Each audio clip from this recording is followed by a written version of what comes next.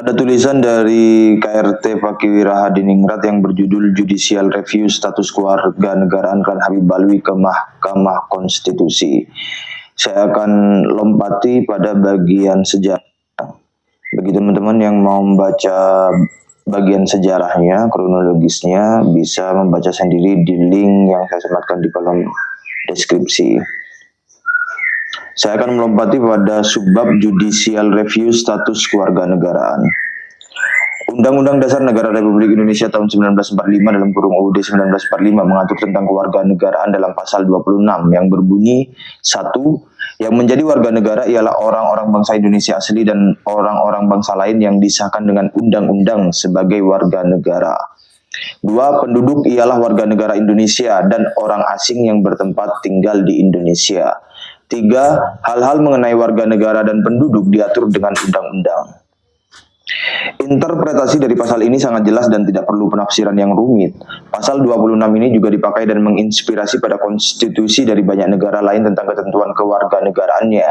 Artinya sebuah pasal yang universal dan gamblang. Dalam ayat 1, di atas jelas bahwa yang menjadi warga negara Indonesia adalah 1. Orang-orang dari bangsa Indonesia asli, yaitu mereka yang berasal dari suku asli pribumi seperti Jawa, Sunda, Madura, Batak, Minang, Aceh, Bugis, Ambon, Dayak, Banjar, Papua, dan lain sebagainya.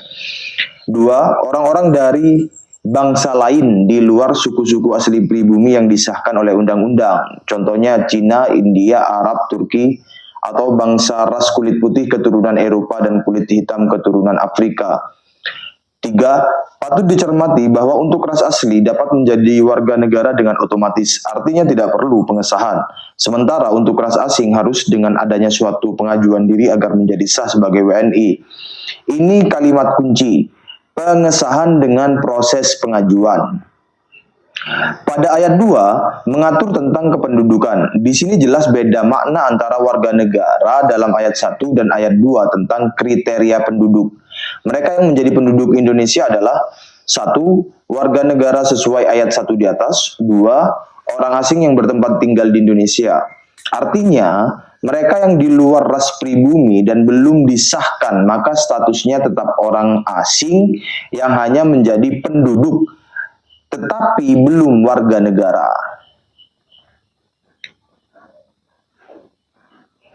Jadi pada bagian itu saya mau melengkapi, yaitu apa perbedaan definisi antara warga negara dengan penduduk. Sebagai contoh perbedaan warga negara dengan penduduk adalah TKI yang ada di Arab Saudi itu merupakan penduduk Arab Saudi, tetapi bukan warga negara Arab Saudi. Tetap mereka adalah warga negara Indonesia yang menjadi penduduk di Arab Saudi. Klan Habib Alwi Yaman itu merupakan penduduk Indonesia, tapi kewarganegaraannya tidak diketahui. Kalau berdasar undang-undang ya. Kalau jujur aja berdasar undang-undang, maka dia kewarganegaraannya tidak diketahui. Betul dia penduduk Indonesia, tetapi kewarganegaraannya tidak diketahui. Ya mungkin tetap mengacu kepada Yaman, Karim Hadramaut, kewarganegaraannya, tinggalnya di Indonesia, penduduknya di Indonesia. Sama seperti TKI itu kasusnya. Saya lanjutkan. Maka bukti kependudukan seperti KTP atau akte kelahiran yang dikeluarkan oleh Dukcapil tidak serta-merta otomatis menjamin sebagai bukti kewarganegaraan bagi ras non-pribumi. Bagi mereka tetap diharuskan suatu pengajuan dan pengesahan. Saya ulangi lagi ya. Maka bukti kependudukan seperti KTP atau akta kelahiran yang dikeluarkan oleh Dukcapil tidak serta-merta otomatis menjamin sebagai bukti kewarganegaraan bagi ras non-pribumi. Bagi mereka tetap diharuskan suatu pengajuan dan pengesahan. Mudah-mudahan MK mendengar aspirasi ini. Jadi MK itu cuma saya memohon untuk dibuat sebuah diksi atau narasi bahwa orang-orang bangsa lain menjadi warga negara Indonesia dengan bukti pengesahan bukti. Kita minta bukti. Karena gini, pengesahan itu fisik, berupa fisik dari presiden atau sekarang Menteri Hukum dan HAM yang kemarin. Gitu. Jadi cukup dengan fisik bukti aja. Nanti kita sisir orang-orang yang tidak mempunyai pengesahan, yang telanjur duduk di pemerintahan, kita minta dianulir semuanya.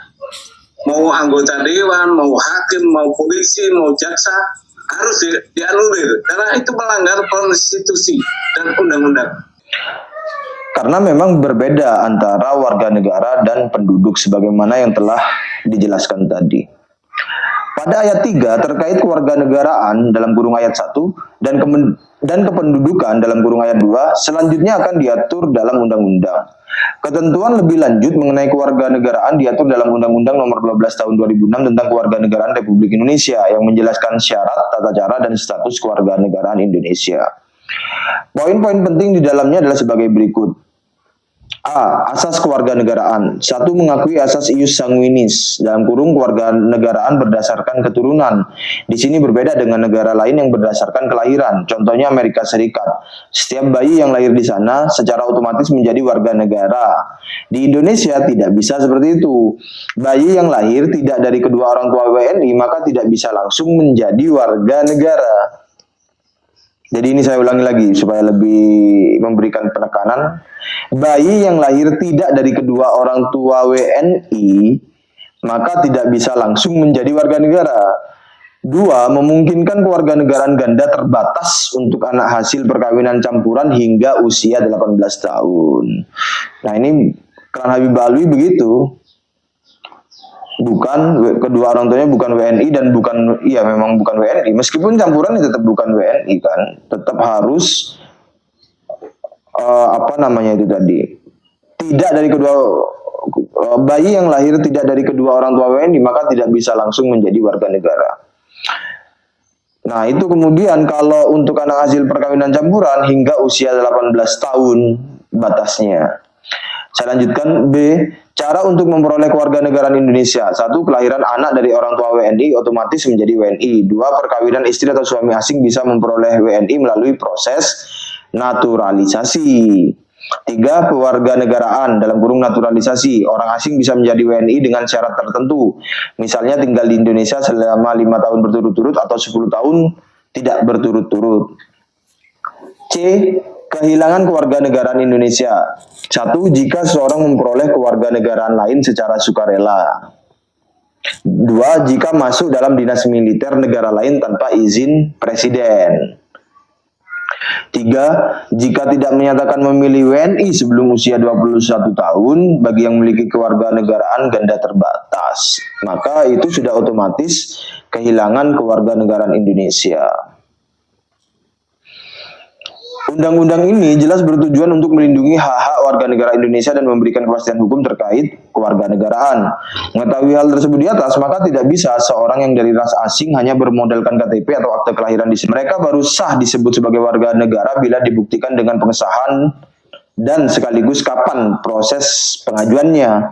Dalam sejarah, sebagian ras keturunan Cina sudah banyak yang mengajukan status kewarganegaraan, namun tidak dengan ras Arab.